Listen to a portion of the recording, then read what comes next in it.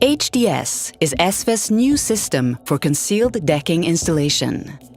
The system is based on the screws being fitted in the sides of the decking boards instead of from above.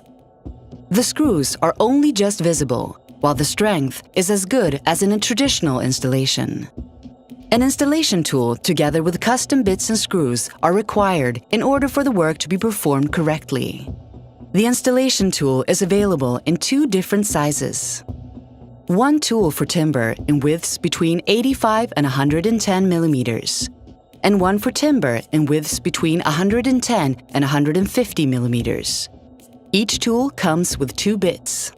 Screws are available in two different lengths: 50 millimeters for installation of decking timber in a thickness of 22 to 25 millimeters, and 60 millimeters for decking timber with a thickness of 25 to 34 millimeters.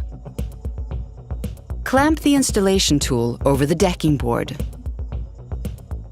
Fit the screws in the hole on each side of the tool.